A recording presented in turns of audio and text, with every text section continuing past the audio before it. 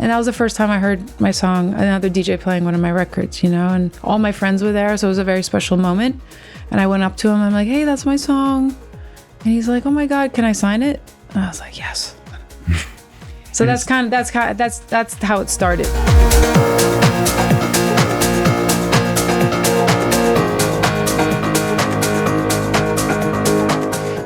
Hi, Lindsay. Hi, Moby. Hi, Bagel. Hi, Moby. So this is going to be a quick intro. We are going to talk to our new best friend, Blondish. Love Blondish. And if you haven't heard, Blondish and her friend Kiko Franco did this amazing new version of Natural Blues. If you haven't heard it, do yourself a freaking favor. It's real good. Oh my God, it's so fun. Song of the summer. I'm just gonna say song of the summer. Thanks. SOTS, SOTS. Yeah, SOTS. So what I will say about Blondish is I'd never met her before she came in to talk to us, and I didn't know what to expect. Like, uh-oh, we're inviting this person into my home, and are they going to be nice? Are they going to be fun or interesting? And she was all of those things. Like, what an interesting, dynamic, funny person. Like, yeah. So but also so warm. Yeah. So present. Like I was so delighted by meeting Blondish, and I really, really hope that everyone that listens to this episode enjoys her as much as we did, because boy, was she great. So let's go talk to Blondish. Amazing. Trouble was gone. Ooh, Lordy, trouble so hard. Ooh, Lordy, trouble so hard. Don't nobody know my trouble was gone. Okay, so Viv, questions. First question. Did we start the podcast? Sure, why not? First question is: should we call you Viv? Should we dealt with this beforehand, but I figure now that the cameras are rolling, we can ask you officially, Bagel. Oh my gosh, Bagel loves you. Yeah. Does this happen to you all the time? I feel like there's some people, and sorry, I know we just asked you a question, but I feel like there's some people that dogs are just naturally drawn to. Does this happen to you a lot? No, I mean, I think everyone, you know how like you get along with certain people more than others? I think it's the same thing. We're just a match. Mm-hmm. Yeah. Is that right, Bagel? The irony is Bagel loves our friend Julie, and Julie doesn't really like, doesn't like dogs very very much. I'm not a like cat dogs. person in this lifetime. Mm-hmm. I respect them very much, but dogs, I like dogs. Yeah. Okay. I like bagels. So is Viv is okay. Okay, guys, I'm going to let you decide, okay? Throughout there, we just met, right? Yeah. So right now there's 4 options: Viv, Vivian, Vivi. Ooh, Vivi feels Some nice. Europeans like to call me Vivi, or Blondish. Okay. Those are the 4 Vivi options. Immediately makes me feel like I have a cool accent. Vivi? Like, bonjour Vivi. Like you're not ça so va? American? Ouais. Yeah, which is, I'm trying to feel like that all the time. Just a little less. Yeah, so the second question, as a Canadian, are you open to adopting people? Like, say, me? Because I'm just looking to leave the United States. Not to dive into anything political, but I'm just... Are you open to adopting anybody I meet an adult man? Anybody I meet who doesn't live in the United States, I'm like, please adopt me. I got it. Yeah, as long as it doesn't take any of my mind share. Yeah, for sure. So, Of course. No, he's very self-sufficient. You won't even know he's there. house broken, etc. Yeah. So when we talk to people, especially people we don't know very well, I like to really start at the beginning. And the beginning is, where were you born? I was born in Stony Creek, Ontario, Canada. We're keeping it to this lifetime, right? It's up to, we can go wherever you want. Go as how far back as you need to or can. I was in Sedona a couple of years ago, and I did like this past life regression thing. Cool. And it was very, very special. You know how when all those serendipitous moments. Sedona is a phenomenal place. Yeah. Every time you drive in there, like I want it to not feel like an energy vortex, but every time I go there, it feels like an energy vortex. It is. I mean, I'm kind of straying from the question already, but we went there we skipped Burning Man one year, and that was like sacrilegious at the time. Mm-hmm. But we were like, no, we went to Sedona instead, and we manifested a baby there, and it worked. So energy vortex, like it works. Wait, Manifested a Can I baby help? as in like a pregnancy or an actual, like all of a sudden pregnancy like a with my baby just wife, showed up. Okay. Amazing. We wanted to start a family, but it's not as easy. It's a lot of logistics and like things have to work out biologically. Sure. And Sedona helped that for sure. The energy vortex of Sedona. But anyway, in this past life regression, the lady was like, just visualize things. And in my meditation, I was a distant star. I was like this shooting star. So that's me. Okay. So you were a star. Yeah. And then you were a baby in Ontario. Ontario, Canada, very Canadian. Which is kind of interesting. Do you know the Neil Young song Helpless? Oh, God, no. Okay, so Sing it to me. Helpless, Well, like that? Neil Young song Helpless, the first line is like, there is a town in northern Ontario. And you might be Sudbury? singing Wait, about okay. your town. And then he goes on to sing about stars in the sky Oh, really? over a lake in northern Ontario. So we just have the same speech?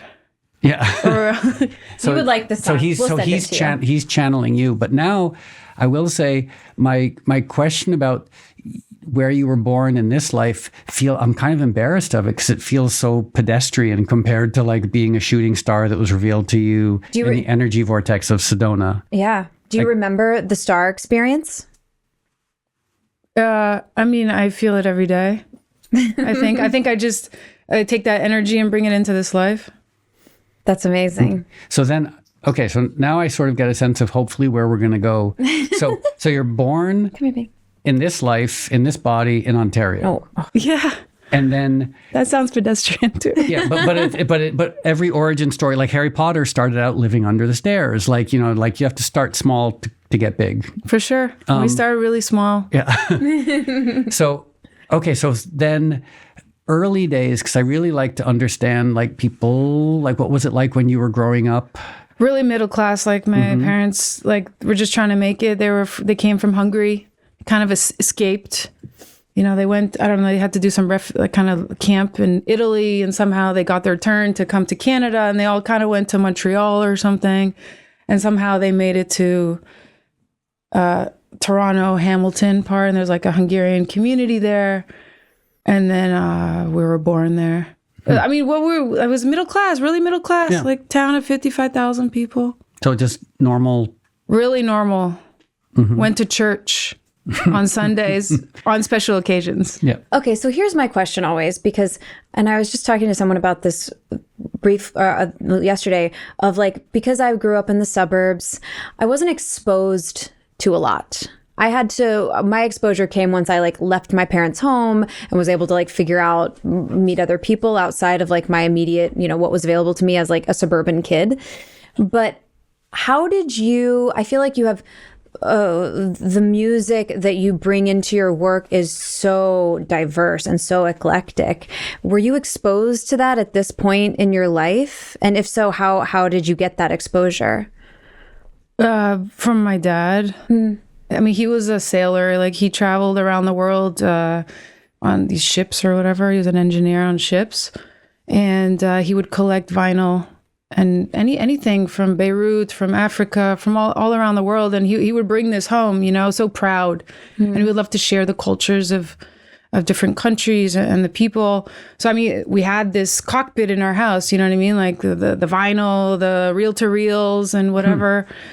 And he would like rejig the house with all different speakers, because back then you don't have Sonos, right? In the 90s, you didn't really have Sonos. So he was making his own little contraptions, and I was really attracted to that. You know what I mean? Especially the reel-to-reel, this thing that's turning with all these lights that you can't touch. So obviously I wanted to be around it. So that's definitely where my curiosity came from. Like when you're in the suburbs, you get the same thing every day.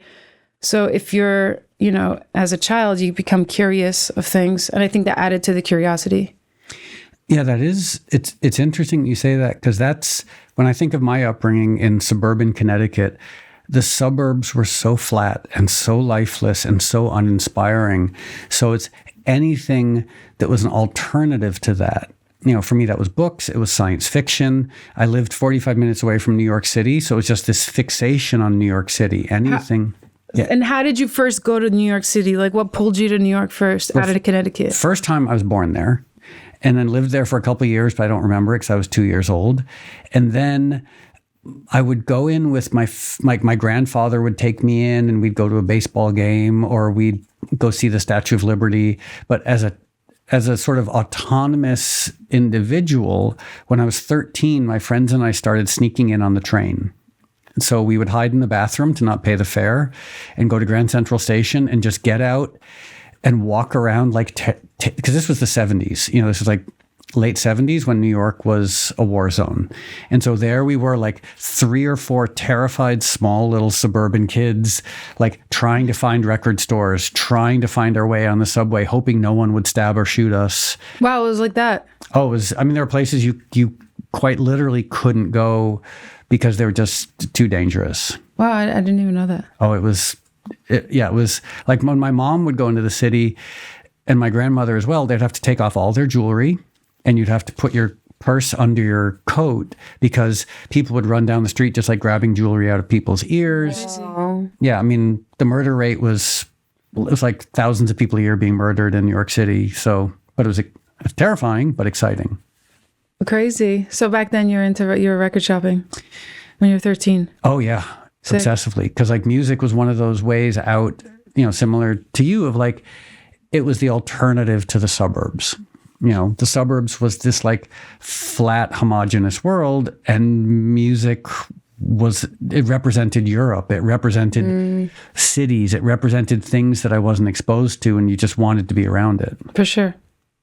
And when you first started sort of having autonomy around your own music choices, what were you gravitating towards? When? Like teenager? Oh, it was like, it was house. It was always house. Really? Yeah, I went because my parents are from Hungary. So we on summer vacation, we would go to Hungary, and then I heard house music. I heard it in the distance, and everything stems from curiosity. Mm-hmm. The reel to reel was the first kind of introduction, just because my dad he never called himself a DJ, but he was a DJ. He used to take his vinyl and record it to the reel to reel so they could party and not have to like switch the vinyl all the time, right? That's a DJ more in a functional perspective. The early days of like Larry Levan and Arthur Baker and Jelly Bean Benitez, they played reel to reels all the time. Like if you mix something in a studio, that's so sick, at 10 p.m. It's so sick, and you wanted to play it at midnight. In fact, you know the band New Order? Yeah. Of course. So there's a New Order video for Confusion, and it shows the band New Order in the studio with Arthur Baker. They do the mix. He puts it on a reel to reel. He goes down to the fun house and he plays the reel to reel of the song Confusion. So it's like him leaving the studio with the reel to reel under his arm. But that's so sick because both of the reel to reels, like if you have different reel to reels, they move at a different speed and they have their own personality. You know what I mean? It doesn't lend itself to beat matching. But like the early, but they figure it out. Like Can I ask a question? Am I the only person that wasn't exposed to reel to reels? No, reel to reels are weird. They're very professional. My dad was like, he was kind of old school. Yeah. There's already CD players, but he liked the old school because it reminded him of traveling around the world. So, you know what I mean? That's so nostalgic. Yeah. So a reel to reel is basically, think of it this way: a big cassette without a plastic house.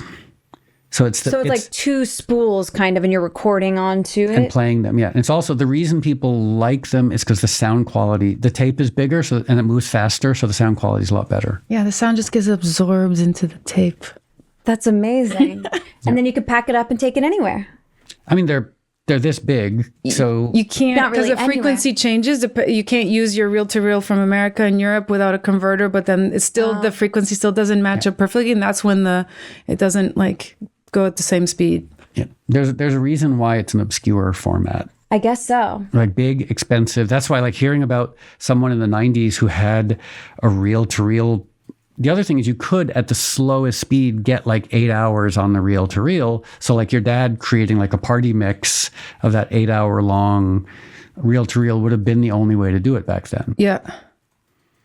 So at what point, so you're in this, your dad is showing you all of this amazing music.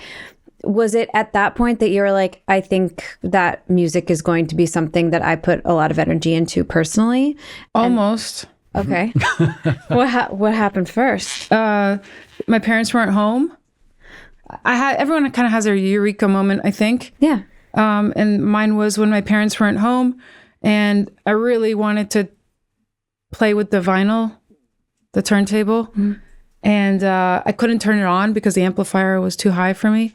So I went to my mom's sewing kit, and I got a needle out of it, and then I took the needle and I just spun a record, and I heard music, and that for me, I was like, that was my discovery moment where everything changed. That's amazing. So technically, you were the record player. Yeah. Yeah. Like you were, because that's Somehow I put that. I was 5 years old. I was pretty young, but like, yeah, that moment changed everything. because that's what a tone arm does. That's what a cartridge does. You were Yeah. just you were basically conducting the sound frequencies. Exactly. I think that I heard my parents calling it a needle. So you know what I mean. I just put two and two together. And you were 5 years Kids old. are smart. Yeah. I mean, I have a 10-year-old. And he's like very enlightened. I mean, he teaches us stuff. Kids teach you stuff all the I time. mean, there's a good chance your dad didn't think it was that smart when he found out his 5-year-old was playing records with a sewing needle. But yeah. It's okay. We're laughing about it now. And then, so when did you actually start thinking about making your own music and getting like emotionally, spiritually, professionally involved in music? Well, I was a raver. Well, I was like just obsessed with digging. Digging? Crate digging? Yeah, like digging for music, going to record shops. I was on SoulSeek and all that stuff back then because that's just what you do when you don't have money. And just became obsessed with that. And I think when you hit the end of the road with that, when there's not much more you can do with being a raver, you're curious on what's going on the other side. So I started asking questions again there. I had a lot of DJ friends. And now I'm in Montreal. I'm in McGill. And I was playing volleyball. I was playing sports. But then I gravitated more towards music. Basically, I did ecstasy.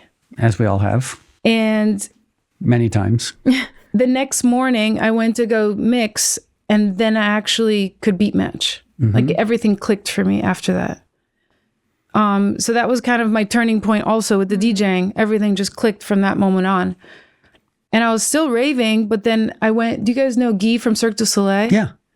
So he started Cirque du Soleil. I love Cirque du Soleil. Yeah, we're really good friends with the whole family. They're amazing. And I owe a lot to him because he used to do incredible like parties in Montreal, especially around Grand Prix or like F1. So I was invited to one of these parties, and it's been 3 days. I guess people were partying, and all the DJs were tired. So I was still there, or I was there, not still there. And they were like, "Go DJ," and I didn't have any of my vinyl with me or CDs. And they were like, "Oh, I knew all his records, all the other DJs' records. They were just he had like a resident DJ, Alan Vinet, and then I just played with his records." Do you remember what the first records were? No idea. No. I don't remember, but it was more like Subliminal Days, I think. And everyone loved it. And then even his friend came up to me and was like, "Hey, I'm opening a club in Italy. Can you come be my resident?" So like After one, that was season, also, that was also another turning point. But like, yeah, I'll never forget that day. And did you go do it? Yeah, I did it. I was in university, and like on some weekends I would go to Italy, and he'd fly me out. I remember flights were $600. Crazy. Yeah. Wow. How that first time were you like, oh, this is it. This It was feels surreal. really- yeah. I mean, like it was just like right place, right time. And how were you finding, I mean, that must have been hard to be in school and then traveling and multitasking, all of that. Yeah, I don't remember it being hard. Because With lots of energy. Yeah, when you're that young, like I remember, like nowadays, like I'm exhausted at daylight savings time, and back then I'm like, oh, fly to the UK, fly to New Zealand, then fly to Greece, then fly to St. Petersburg, Russia, and then like we're going to San Francisco the next day, and like never got tired, no jet lag, no nothing, and now like. Yeah, like if I have one extra cup of tea during the day, I'm wrecked. So like, yeah, just the energy and also the enthusiasm. Like you said, you had left the country, but for me, it was like, I can't believe I'm leaving the country. Like I'm going to airports and I'm going to airports where they don't speak English, and I'm walking through duty free looking for vegan chocolate. Like it's this Vegan chocolate and duty free in another country? Yeah. Do they have it? Well, so here's one thing I learned in the early 90s, because I've been vegan since the 80s, is one of the only vegan foods you could find in like the Athens airport in 1992 was chocolate. Because the best chocolate is ironically vegan. Because it doesn't have milk in it. The dark chocolate. So I would eat a lot of chocolate and coffee in weird airports around the world. So you're just wired all the time. Oh yeah, that might have explained my energy levels. Yeah. And so from DJing at Cirque du Soleil and then Italy, when did you start producing? Well, I was still raving and DJing and just like not taking it seriously. And I was dabbling with learning like a DAW or whatever with Ableton. I don't know what digital audio workstation. How about that? Sure, yeah. So, also, I'm really curious. So, when you've mentioned a few times being a raver, how were you dressing? It's like my period as a raver in the early '90s, especially, was like huge trousers. Like everyone wore these giant rave trousers. That was I think that was a little bit before. It was Candy Ravers and stuff. Yeah. And like there was this store called Liquid Sky where Chloe Sevigny worked. But it's like these giant trousers, and you'd wear these like long sleeve shirts with like, and then like sometimes like the little bracelets that would spell things. Like some people would be plur, Yeah, we still do those. Okay, so like plur or every time I go out, it's like becoming very Taylor Swift vibes. Like everyone just gives these out. Yeah. This is one of my last singles, Self Love. So cute. People are so cute. They're really cute with their messaging. Yeah. It's so sweet. So when you're in the middle of the rave scene in Montreal, what clothing wise, what was going on? I have no idea. Okay. Because raving meant so many different things to different people. Like there's like this sort of the more sort of like the EDC approach, which was like the Wings and like the Weekend ravers. No, I never did that. Too much work. No, never did. I remember when I first started raving, I was still, I think, in high school, I would make my clothes because my babysitter, my mom's best friend, taught me how to sew. So at some point I was making my own clothes, but that didn't last long. So we're leading up to your first experience with a DAW, which we believe stands for Digital Audio Workstation. Yeah. I was taking my time. Okay. I was just living in Montreal, living my life. Like it was fun. You know, like one day went into the next. I was getting gigs, but it wasn't a profession. It was just like having fun. Yeah. And then at some point, you're building your own music. Building my own music. Yeah. Producing. Mm-hmm. Yeah. That's awesome. I like it. Building blocks. Yeah. Well, to me, it feels different than, Blondish was two girls. Like I made a friend, Anastasia, and we met this crazy guy who owned this club called Cherry. And he's like, come to a party at my place. I was like, okay. And we were like, what night of the week should we do it? You know, so we're like Wednesday, but that's the middle of the week. Fuck it. It's the new weekend. You know what I mean? So I always did things differently. You know what I mean? Like against the grain. So our name wasn't Blondish. The party was called Blondish. And then after 2 weeks, people started calling me and Anastasia Blondish. And that's kind of how things started. It was our weekly residency, and that kind of propagated everything else. It's funny. That's actually sort of the origin of like Blondie and Debbie Harry, because people called her Blondie. She's like, no, that's the name of a cartoon strip that we named our band after. But eventually she was like, okay, you want to call me Blondie? Sure. You can't fight. You can't fight culture. Yeah. Or the consensus of your community. Yeah, but that party must have been really popular for it to have like built a name around you guys that they're starting to like call you in your life. You know what I mean? Like it must have been. Yeah, I think we just did what people didn't expect. You know what I mean? And that's like they gave respect to you right away, I guess. And it was just fun. It was like in this kind of like, apparently it was like a bordello a long time ago or something like that. So it had this like energy. I don't want to put a word on it. And okay, so producing music, So we're almost there. We're almost there. Yeah. And so when you start producing, what was that like? Because you've had a couple of aha moments. You had the sewing needle on the vinyl. Yeah. You had the DJing at Guy de la Liberté. Guy de la Liberté, is that his name? La Liberté. Yeah. Like his party, then going to Italy, and so now producing. Okay. So Anastasia had a boyfriend. He was from London. Okay, and he like really inspired us. He's like, "Come live with me in London," and we're like, "Okay." So we left Montreal. I had no money. Okay. And rent in London was very expensive. So at some point, we doubled down on just making music. Okay. In London. Because that's the only way to make it was with music. You know that. So I had we were sending it around to labels and it's the same story. No one's answering. And we're just hoping someone answers. And somehow you just use your network. Mm-hmm. You use your network. So we used our network. Somehow we got in contact with Compact. And I love this label. And Compact were in Germany. Yeah. They're in Berlin, or were they were some Frankfurt? Cologne? They were in Berlin. I remember being in the office there. But John Barry there, somehow had a connection through him, through someone from my message board in Toronto days. Like really random. Okay. Mm-hmm. So they signed some records. But then like the aha, I think with the music and the producing is, I did this track, it's called In My Head. We did the vocals on it. And we went to Tulum one year. We used to go to Tulum. I don't know. Have you guys ever been to Tulum? Mm-hmm. No. Okay. So we went there like 10 years ago and no one had shoes on and there was no clubs or anything like that. But there was a special jungle party. And one of the DJs, I sent the track to one of the DJs that was playing at the jungle party. And this is like a crazy party that everyone flies in from all around the world. As in like trees, as opposed to break beats. Yeah, in the jungle. Yeah. So literal jungle, not jungle. Yeah, exactly. And then, everyone's partying there. And this DJ actually puts on the song that I sent him. And that was the first time I heard my song, another DJ playing one of my records, and all my friends were there. So it was a very special moment.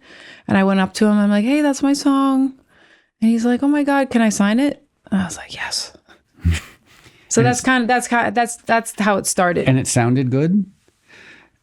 I mean, I don't remember. I assume it did. Because the first 5 or 6 times I heard my music played in a club, I was basically sweating with discomfort because the engineering was so bad on it, because I'm such a bad engineer. Like I remember one time someone playing one of my songs and almost everybody stopped dancing. Oh, they did? I was like, oh, because the DJ was sort of doing it as a favor to me. Like, "Oh, you're in the audience. I'll play one of your songs." And half the people stopped dancing and walked off the dance floor. I was like, what am I doing? I'm such a failure. Then one time, this is mildly funny, I was at a club, and this was back when I dated, and I was flirting with someone, and I'm not making this up. The DJ played one of my songs, and the person I was flirting with said, "Do you want to go somewhere else? The music here is terrible." Oh, shit. Did you tell? I was like, Did you tell them? No. I was like, no. I would have said, "This is my song, bitch." No, I'm joking. So like, no, yeah, it's we should literally go. Like talking to someone for 45 minutes, and the only time they single out the music being terrible is when my song is playing. It's like, oh boy. So I wish you would have said, "This is my song." Did you tell her ever? No. I was too embarrassed. I wish she knew. No. She should know. No. But embarrassment invites like different types of conversation. I don't think she was a very kind, caring person anyway. So like I don't think we were going to have much of a future. So the universe was saving you time. Quite possibly, yeah. And your energy. Yeah. Okay, so Tulum Jungle, back when Tulum was actually nice. Now it's there's still has the special energy. It's there. It's there in the foundation. It's just kind of what is it? Just very like it's too resorty now. Is that what it is? Basically, they said they would never cut down the jungle ever, and then every year more and more gets cut down. It's a money. It's They keep building great. up, but also there isn't really the infrastructure to support it. Not at all. So to me, it just feels more like chaos, like overbuilt chaos. I see. As opposed to like hippie shacks with people just like, walking around shoeless. Yeah. Okay. So Tulum Jungle, this is my track. Can I sign it? And then what happened? And then he signed it and we started getting gigs. Okay. That's kind of how it started. And then you go through the motions. I don't know, different managers, touring. And then at what point, because I know you won a Juno Award. That's like the Canadian Grammys. Canadian. Cool. Yeah. I love Canada. We love Canada. Canadians are so proud, honestly. And I don't communicate enough with Canadians. I got to double down on that because they're Canada. I mean, especially now, it's like Canada's like this, like the cool, smarter, better version of the United States. So like I'd much rather like wear a big Canadian flag T-shirt than anything to do with my country. got it. So, okay. So how soon, so from being in the jungle, hearing your song, how many years until winning the Juno happened? I just won the Juno last year. I Okay, don't know. so a I while. don't know. What? A little while then. Yeah, 2 years. Okay. Yeah. So still, I mean, because I'm old, so 2 years sounds like nothing So to me. 10 years, I think. Okay. And you've been touring kind of, I assume, relatively nonstop since then. Yeah. How do you enjoy touring? You can safe space because how do you feel? Teleportation? How do you feel about touring? I refuse to tour. I don't tour. Hates it. Like I stay home. I go hiking. I sit in my backyard and play acoustic guitar. Like I kind of refuse to tour at this point, just because I did it for decades. Understood. Makes total sense. If they could figure out teleportation, I would love every aspect of it. You just don't like it's like the getting from A to B that it kind of sucks. Yeah, I mean that time could be so much more used much more valuably. You understand? Yeah. Also, I just realized your shirt is Andy Warhol. Is it? It's a Jack Moose banana. It's the first. It's Jack Moose bananas. What's that? It's Andy Warhol. Yeah, it's the Velvet Underground bananas from the first Velvet Underground record. Yeah, my nephew was telling me that too, Okay. and he's really 7. good. He just learned about Andy Warhol in school. At 7? Yeah, Where I is was he going to surprised. school? I'm Go Canada. because yeah. they're going to New York, and they was like, "Yeah, we're gonna go to the museum. We're gonna see Andy." I'm like, "Oh, nice." That's incredible. So we were talking about touring, and you're saying because there's an old cliche among jazz musicians, which was they get paid to travel, but they play for free. Meaning the travel is the hard part. The playing is great. Like if it was only the 2 hours a day when you're on stage, that part's awesome. It's the other part that is so Of like cars, But like, planes, Yeah. hotel. so I mean, we can go deeper on this. Like, so basically, for a long time as a DJ, you're just trying to become the biggest DJ ever, or at least most of us, or at least I was. And then I started going to India, and I started, like learning about myself or learning what's possible, or getting closer to here. And then you start realizing, okay, why am I in music? Like, why was I chosen to DJ and travel around the world and expend all that energy? So then I started realizing that my job on this earth, or my role, is much more than just playing records. There's it's just a conduit to be able to connect to the masses without speaking, and I really think that my role in this whole thing is just to bring back simple principles of like the laws of the universe, like just share that everything is energy. You know what I mean? And music just happens to be the way I express that, or how I can have the conversation with anyone. Do you find that to be motivating in your work of like to add like a deeper motivation to your day to day? 100%, Because I think the other stuff might fall away at some point, right? What other stuff? The other stuff of like trying to be the biggest DJ. Oh, that at some fell point away. that's going to that fell away a long time ago. yeah. And it gets gave it a replaced. much more less ego approach, more with the heart. So you can make your all your decisions with the heart. Everything is energy, and even the way you make music. Yeah, I was going to ask if like once this kind of like change of heart happened, if it changed how you approach what music that you're bringing in, everything what you're putting out and all of it. I mean, I used to make underground dark house records, okay? But when you figure out your purpose, you start understanding that underground dark is like a tiny subset of niche of the world, right? Mm-hmm. And I never wanted to make pop music that was like, let's make pop. It's just like, how can I get the message out to a wider audience, but still keep the integrity of my music, but go wider? So I'm always doing this balancing act also. But I just put pure intention to the music like now, like really just intention. I look at her a lot when I'm talking. That's okay. No. You're doing great.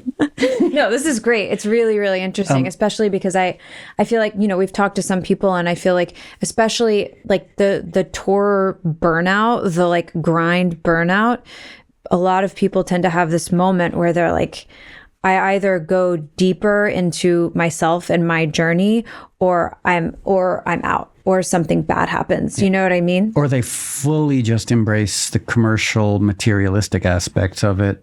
Yeah, like there's always this like the path splits at some point for so many people that are on a certain version of that journey. Yeah, it's interesting hearing you talk about it because I went through a similar thing of like, I got involved in music for the purest reasons, just the simple love of music.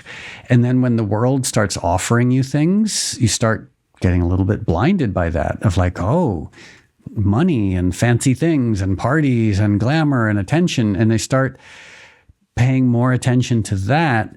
But then at some point, it is that question of like, which path do you take? The rejection of everything, or, I don't want to name names because I don't want to get in trouble, but like those people, musicians, producers, DJs who just purely embrace the world aspect of it. We kind of know who they are. Mm-hmm. And then the people who actually emerge with a spiritual life, with an understanding that music can be a form of service, and you can communicate joy and you can communicate intense emotion with people and create that community and collectivism.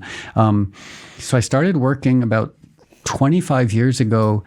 There was a neurologist named Oliver Sacks, and he started an organization called the Institute for Music and Neurologic Function that looked at how music actually affected us physiologically, neurochemically. And it's a really powerful healing modality. But I think I saw you at Lightning in a Bottle talking about this. Yeah. That's my only time I saw you, okay. like in real life. Yeah, that was a good one. But the idea, the thing that I learned while working with him and working with this organization is, and I've talked about this before, and I don't know if it makes sense, is that on a literal quantitative level, music has never existed.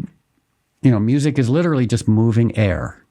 It doesn't like, if you create sculpture, you're actually, maybe creating physical something, but music has no weight. It doesn't actually... Unless it has a medium. Right? The medium is air.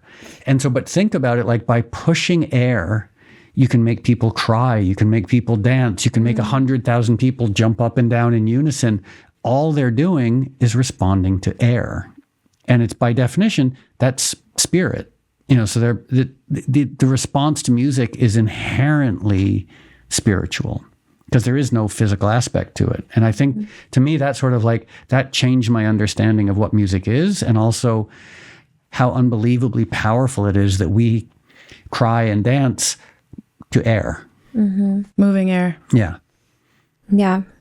What do you think of that? Well, I love that. I've heard you say this before. I think it's really beautiful. It's also like these intangible things, I think, tend to be the deepest of things, Totally. Did you, when you kind of had the shift, did you notice that like the way that people responded to your performances changed? Yeah. I mean, I'm very inspired by my DMs. And then people just say like, oh, I loved your energy. The energy at the show was amazing. And it also inspired me to be like, okay, well, that's great. People come to the events. They notice the energy. They love the energy.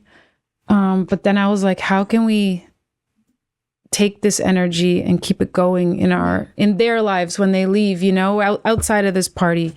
It seems like, because I think being having this like touch connection with people that are like at your event feels very rare. I don't think a lot of people are doing that. That's definitely that's something no one else does. But also you're going to see this trend right now, and it already started, where like, okay, I had a show in New York.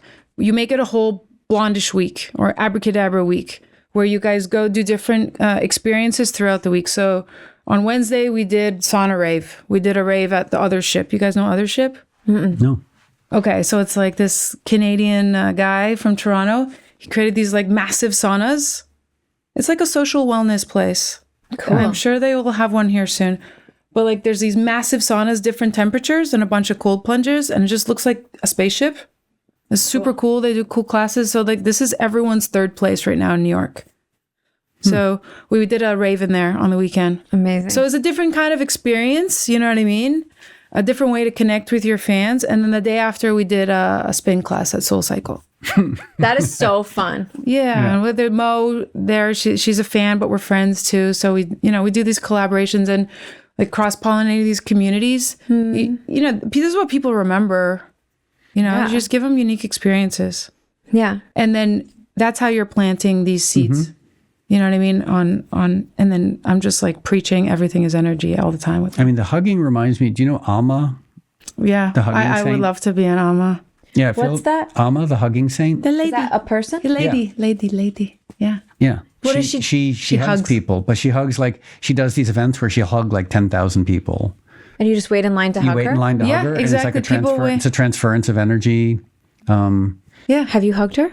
No, I would love to. It sounds like you're like the rave Amma. Yeah. Yeah.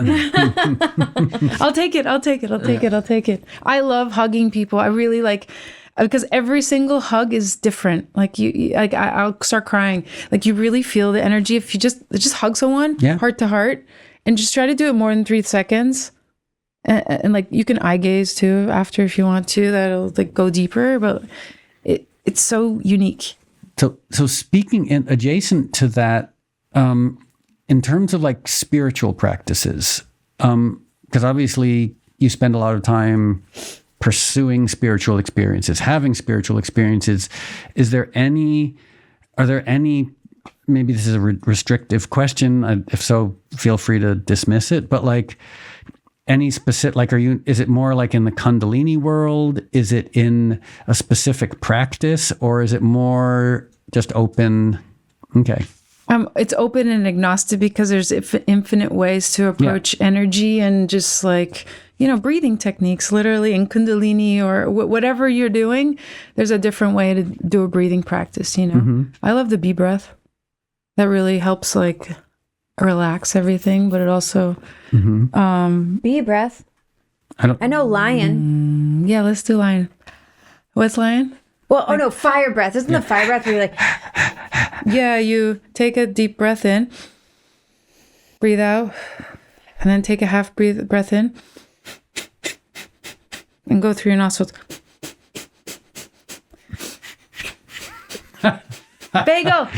Bagel's like, what are these strange? Yeah, that's a way to monkeys that's a way doing? to bring energy quickly. You know, if you need energy, if you don't have coffee, if you don't have time for coffee or something. So a more open, agnostic approach towards different, Agnostic. which makes perfect sense to me. I just didn't want to, if you were like, for example, David Lynch and I were pretty good friends, and he was very much involved in the transcendental meditation world. And if you mentioned things outside of TM, he would actually get a little cranky. And so I just didn't want to be, if you're part of, like, for example, some friends of mine lived up the street and they were all Kundalini yoga teachers. Yeah, they get pretty obsessed. And if you... dogmatic. Yeah, and so if you mention things outside of Kundalini, they'll be dismissive of them. So I just wanted to be respectful of whatever, like if you're part of a specific tradition, I just wanted to be respectful of it. No, I'm very open to the fact that everyone should just do what they feel is right for them. Imagine we're all really different people and different, you know. Yeah, And yet so very the same. And as we know, like a lot of times, like, I mean, homogenous. It's sort of ironic when you take a step back and look at it, that like one of the most destructive forces in the world is tribalism. And so spirituality is supposed to be the antidote to tribalism, but then people get tribalistic about their spiritual beliefs Also, to the point where they're willing to kill each other. And it's like, but you're pursuing spirituality, you're trying to connect with universal energy, and it's leading you to be tribal and kill people Spiritual and judge bypass. people. Like it's sort of like the ultimate horrifying paradox. it is actually. It sucks. Yeah. Yeah, it sucks. Because you put in all that work and then you tip the other side, you know? Using but that's power energy. for bad. That's life. You're always trying to find balance, and some people don't, some people do. Depends what tools you got. And so how much are you touring? As much as you always have? No, every year less gigs. Okay. I was in an after party once in Tulum. It was like it wasn't like 3-4 years ago. Someone's like, "Why are you playing so many gigs?" And I'm like, "I'm a DJ."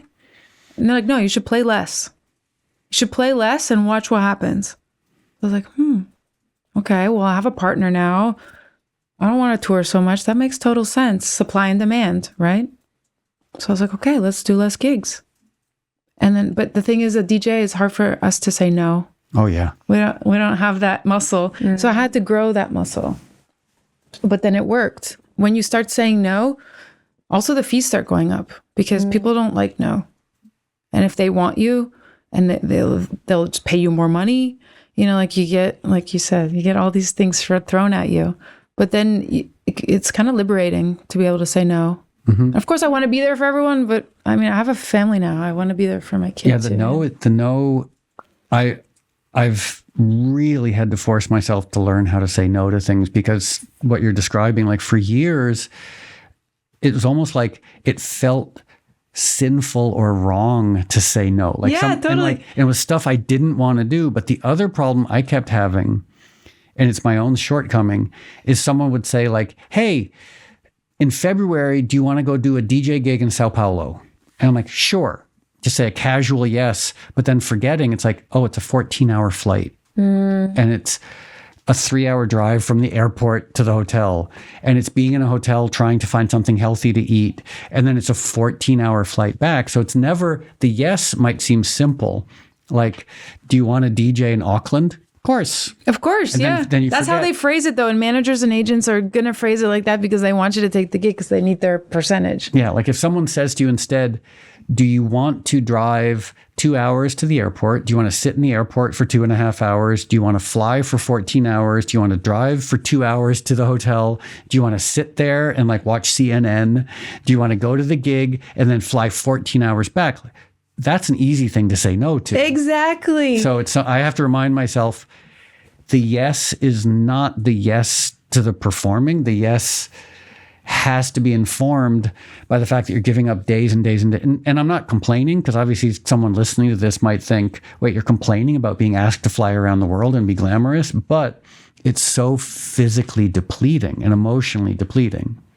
So it sounds like, teleportation, we need it. Yeah. And more context from our managers on the total travel time to Auckland, New Zealand. yeah, I love Auckland. I love Sao Paulo. I love these places. Love. The problem is, to be there, you have to travel to there. And the travel is so like, yeah, I'm not complaining, but boy, it just, on a cellular spiritual level, it destroys you over time.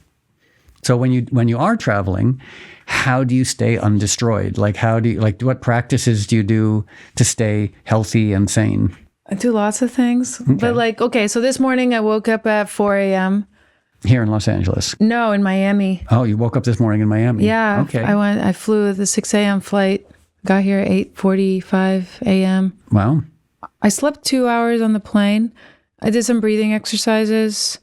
I did fire breath also before I was landing, because the air pressure, it really like takes away your, I don't know, oxygen or something. You probably could explain it better. I take methylene blue. I feel like that helps the mitochondria, like gives it more oxygen when I'm like flying. a supplement? Yeah. What else do? I take a lot of magnesium. Like, I'm pretty religious on it, because magnesium helps with hundreds of processes in your body. So it just kind of helps level things out. What do? I mean, the free stuff is the breathing and I meditate.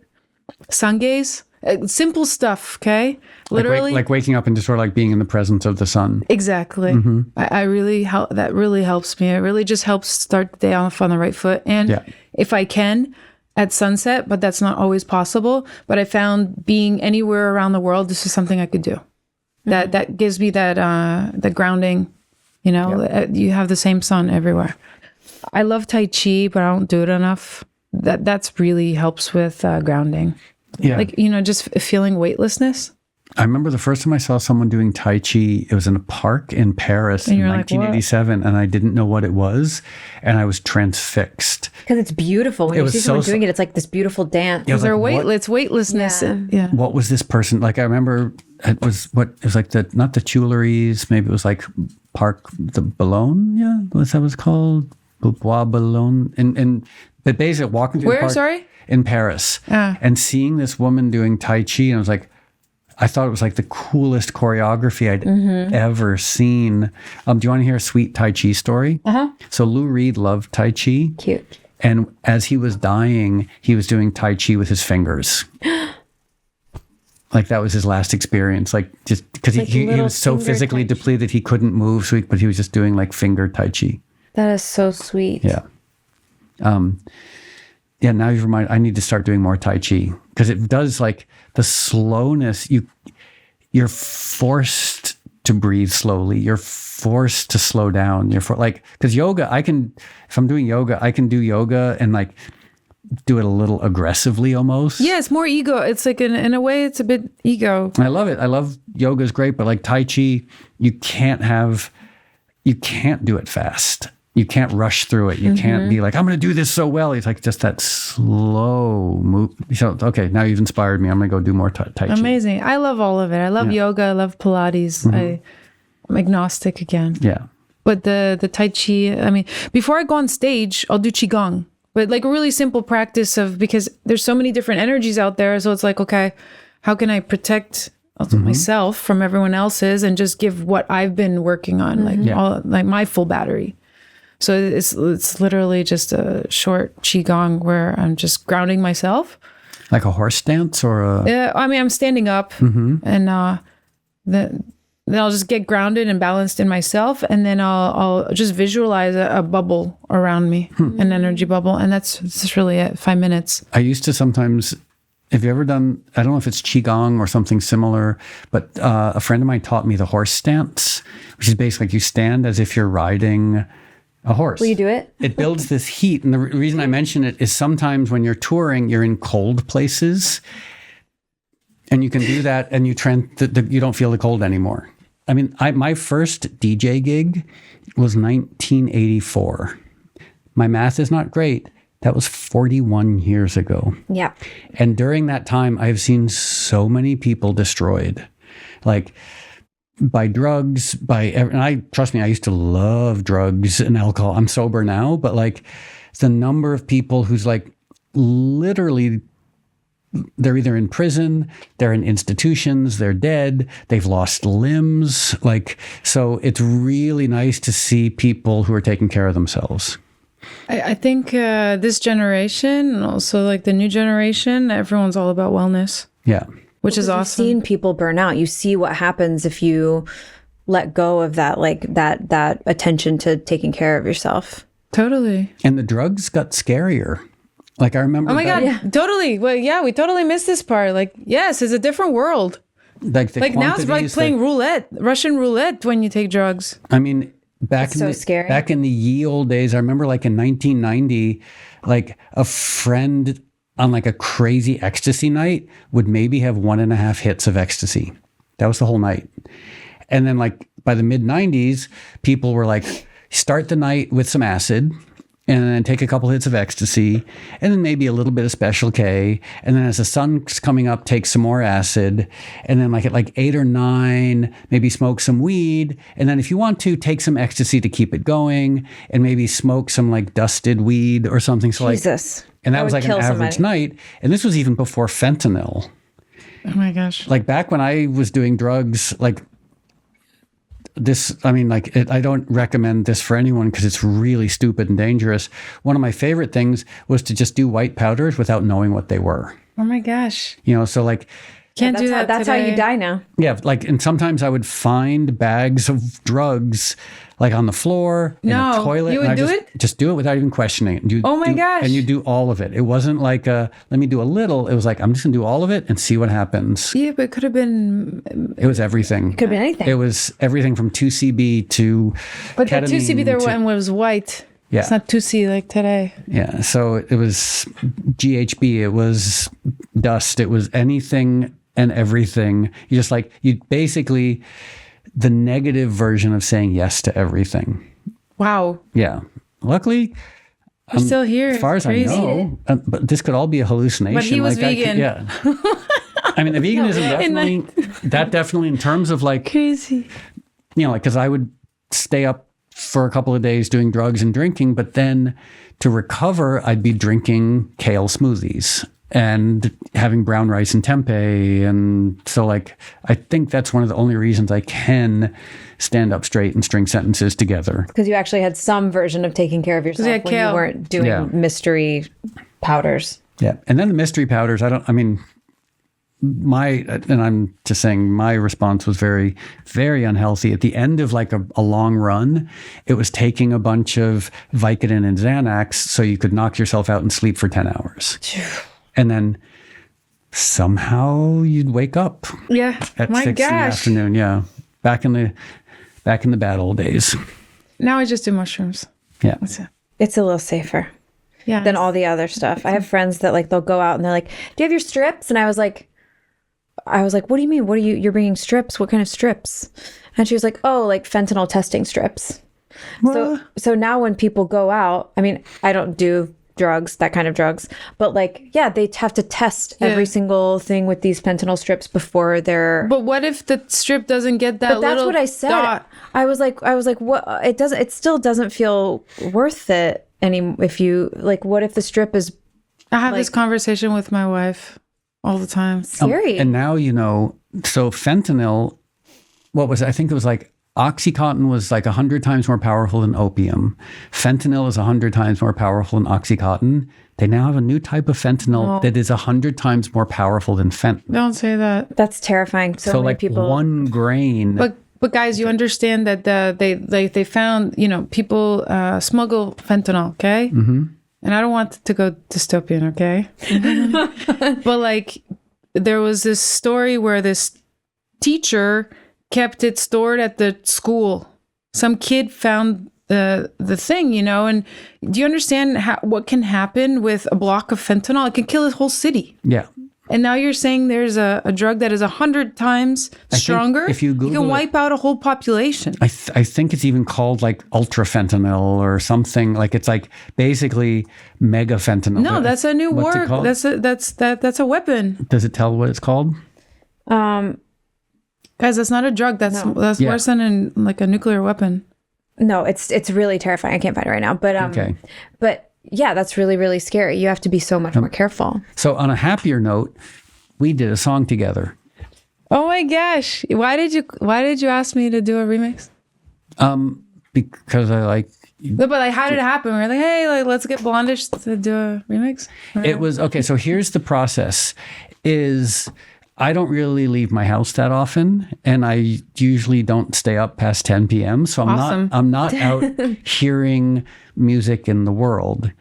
But what I do, I and the people I work with, is like going on SoundCloud, going on YouTube, going on Beatport, going on Spotify, and just listening and hearing. So in the olden days, it was listening to find like what I could play when I DJ'd. And now it's just listening for the joy of listening and being inspired.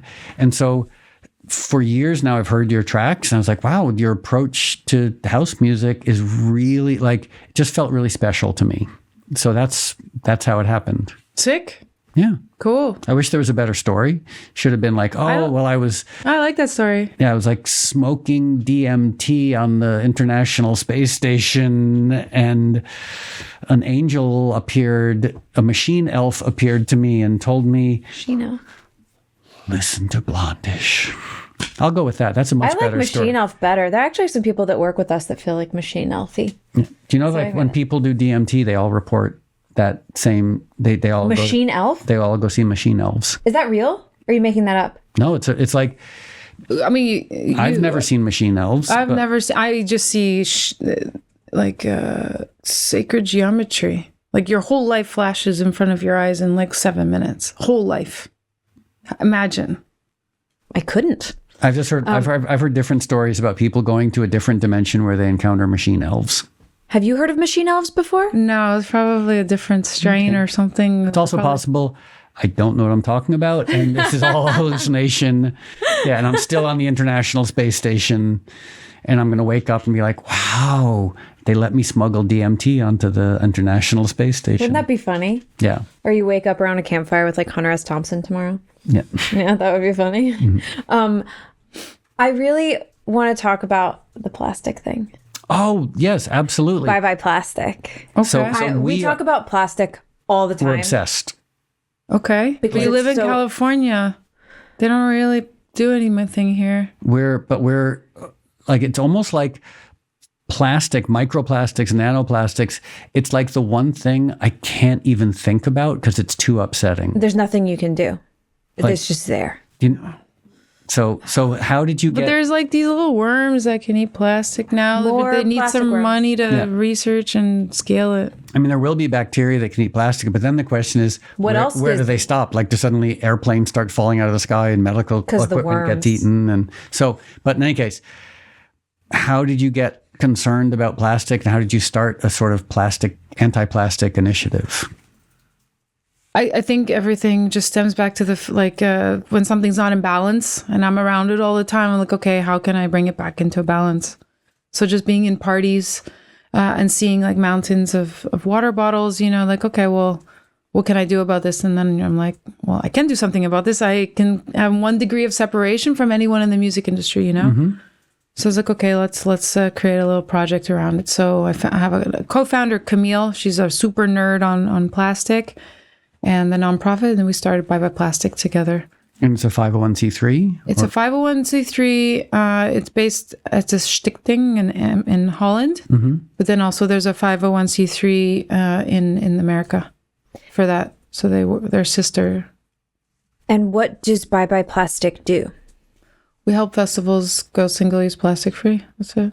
That's it, honestly. No, that's incredible. Because I look at these festivals, any festival, and you start seeing the trash piling up, and it's just all these like the little cups, the little spoons, the water bottles, the whole, and it's like, oh my God, it's so much. Yeah, so we started simple, okay? Because plastic is, you know how tough it is. It's everywhere. it's permeated everywhere. Like as you said, the nanoplastics are down in your penis, and We have, I just read an article, it's so upsetting. Almost every human on the planet has the equivalent of microplastics in their brain that's the size of a plastic spoon. I heard it was a credit card. yeah, A credit card's from a worth of couple plastic in our brains. Which Yeah. maybe the microplastics will get lodge into a joy center in my brain, and I'll just be happy all the time. Well, you I guess do that's what I'm notice hoping people for. don't have common sense anymore, right? Did you notice that? Yeah, I'm around? always like, is it Do you because the think public education system has failed, or is it because our brains are filled with plastic? I think it's the plastic and also the environmental toxins Oh yeah, it's a and lot. all the chemicals, the PUFAs in there. Yeah. So we started simple just so people understand what we're doing. Okay, we want to remove water bottles. I also didn't start with you have to because people don't want to change anything, right? Right. So like, how can I at least just start the conversation? So I'm like, okay, just make my DJ booth plastic free, and then we made like this little system so that any DJ can put this in their rider, and then their tour manager can implement it, or at least force it. Because just because you ask for it doesn't mean it's going to happen. Right. You need to really babysit people along this process. And then you do that until you can have enough leverage to say, okay, now I want my parties to be plastic free. And then you give them a framework on how to make that happen. And it's easy in the US, it's pretty homogenous. So you have the same ways, the same solutions. And then we create like little movements. So like in France, we created the Zero Plastic Club. And, like 25 clubs signed on to this, and they all pledged to go plastic free. And then we help them do that. And then they get really inspired and they get a new community from that. So they start doing more, like, okay, what else can we do? So it's creating like these mini movements so that we're not it doesn't take our time. You know what I mean? But the movement is still moving forward. That's And that's amazing. just the feminine energy way to do it, because I'm not a climate activist. I travel. My job requires me to travel, unfortunately. I try to do something to offset all that. Yeah. You understand? So this is me doing something. Yeah. And that's also, I really like, and we've talked about this before too, of like the incremental approach. Like you really have to meet people where they are. And I think a lot of people can't imagine how a festival works without single-use plastic. So it's like you show them one little way, and then a little bit more, and then a little bit more, just like give people the space to kind of evolve around it. Exactly. Like you don't change human behavior by preaching to them or sticking it in their face. Like you know, as a kid when you're listening to your parents or not. Yeah. So it's the same way. Yeah, exactly. And it's also, I find it's so easy to get overwhelmed by problems that you think like there's nothing I can do. You know, like when you look at the amount of plastic being made, you're like, me personally, I sometimes just want to give up. Yeah.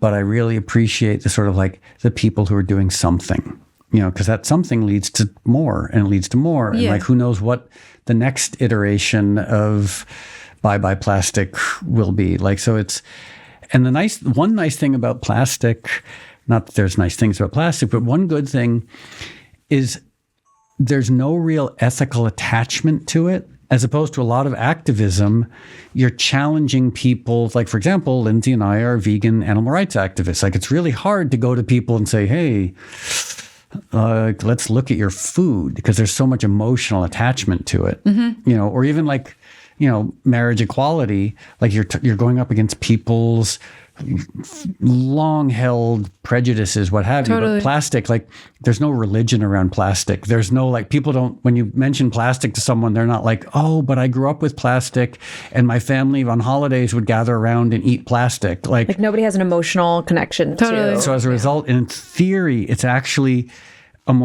people can actually respond rationally to it without prejudice. The only thing when it affects their convenience. Yes, people are very emotionally attached to convenience. And it's a habit. Oh, and trust, and that's why it's so hard to deal with, obviously, because it's just everywhere. Like a bag of frozen by design fruit. By design. It's just, I mean, like I open my fridge and I'm like, look, I'm a healthy, progressive, sober vegan, and my fridge is still filled with plastic. Right. Like my fridge is plastic. Then you're like, it's not just filled with plastic, it's made out of plastic. Yeah. And then I'm going to get in my car. Oh, that's made out of plastic. Like, so, but also the health aspect of it, I feel like at some point there's going to be a turn. Because like, it's one thing for people to say like, oh, I don't want to give up the convenience of plastics. But when you go to them and you say, oh, it's an endocrine disruptor and it causes cancer. And it's in everything. So and at that pick your point, things, yeah. Yeah, it's in your amniotic fluid. It's in everything. At that point, people respond. At that point, I think activism is going to like yield results. So I think so. Yeah, and I think people are learning more and more. Like when I had the revelation that like my like leggings are made of plastic, and every time I'm sweating in my leggings, which is what I wear them to do, then it's all like seeping into your bloodstream. Like that was like, oh my God, it's everywhere. And so I think these like little realizations, and even, you know, there may be so are you going to buy, when you're ordering clothes, you're looking for non-polyester? Yeah, I'm trying to buy from like these like organic cotton. It's just extra effort, right? It's more effort. It's a little more money, but I'm like, it's more money now, but then now I hopefully won't have to deal with as many health issues down the line as I would have had I continued to like, you know, buy the other stuff. I mean, to paraphrase my mom when she was dying of cancer, granted she died after smoking cigarettes, but I'll paraphrase. She said, you know, swapping out your leggings for organic leggings might be annoying. Dying of cancer is worse. Yeah. It's definitely worse. But I think people don't think about these things, and they don't even think about their plastic usage. But then somebody goes to a festival where they've adopted this kind of ideology that you've put before them, and then they're thinking like, oh, plastic free. Why would it need to be plastic free? What's so bad about plastic? And then suddenly they're Googling it and suddenly their eyes are open to this thing that could help them save themselves, their child, a family member. You know what I mean? Like, Yeah, especially that fear. Sorry for rambling on too much about this, but like when you start looking at the way the microplastics and the nanoplastics get into every cell, it's this terror of like, oh no, I've been invaded. But I guess we're also lucky to be even like worrying about this stuff. Like most of the world is just trying to very survive, privileged concern. Yeah. So yeah. So you've given us a lot of your time, which is very generous, and we did a horse dance, and we talked about DMT and machine elves. So one question. So you said you live between Miami and Ibiza. Yeah. Is that like equal time split, or Pretty much. A little bit more in Miami. But Ibiza is the summer, the summer in Ibiza is, I have a residency there now. It's like the first year. But last year we were also living there. It's amazing to live in there in summer. Does your family get to go with you?